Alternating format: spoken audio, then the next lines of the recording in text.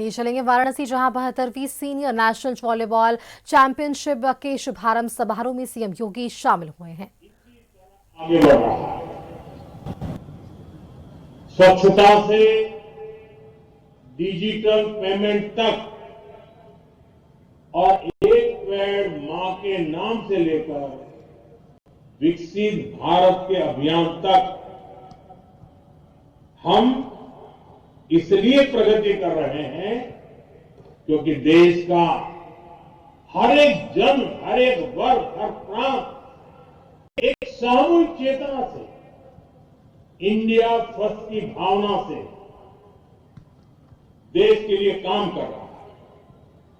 साथियों, आजकल दुनिया में भारत की ग्रोथ की, हमारी इकोनॉमी की भूरी भूरी प्रशंसा हो रही है, लेकिन जब देश विकास करता है तो ये प्रगति सिर्फ आर्थिक मोर्चे तक सीमित नहीं रहती।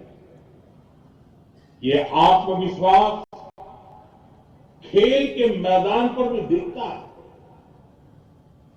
यही हम बीते कुछ सालों में हर स्पोर्ट्स में देख रहे हैं। साल 2014 के बाद से अलग अलग खेलों में भारत का प्रदर्शन लगातार बेहतर हुआ है।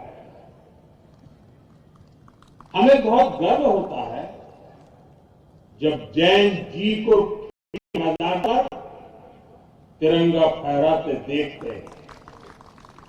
साथियों, एक समय था जब खेलों को लेकर सरकार और समाज दोनों में ही उदासीनता का भाव था। इस वजह से खिलाड़ियों में भी अपने भविष्य को लेकर आशंकाएं रहती थी। बहुत कम युवा स्पोर्ट्स को करियर की तरह अपनाते थे, लेकिन बीते दशक में स्पोर्ट्स को लेकर सरकार और समाज दोनों की ही सोच में बदलाव दिख रहा है। सरकार ने स्पोर्ट्स का बजट काफी ज्यादा बढ़ा दिया है। आज भारत का खेल मॉडल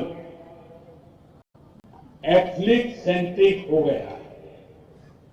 टैलेंट की पहचान, साइंटिफिक ट्रेनिंग, उनके न्यूट्रिशन का ध्यान और पारदर्शी चयन और हर स्तर पर खिलाड़ियों के हितों को सर्वोपरि रखा जाता है।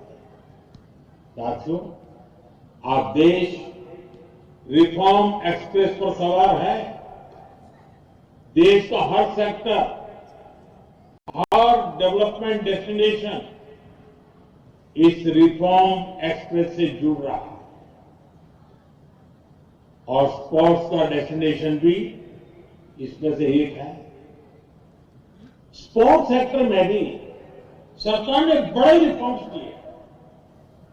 नेशनल स्पोर्ट्स गवर्नेंस एक्ट, खेलो भारत नीति 2025, इस प्रकार के प्रावधानों से सही टैलेंट को अवसर मिलेगा। खेल संगठनों में ट्रांसपेरेंसी बढ़ेगी। देश के युवाओं को स्पोर्ट्स और एजुकेशन दोनों ही क्षेत्रों में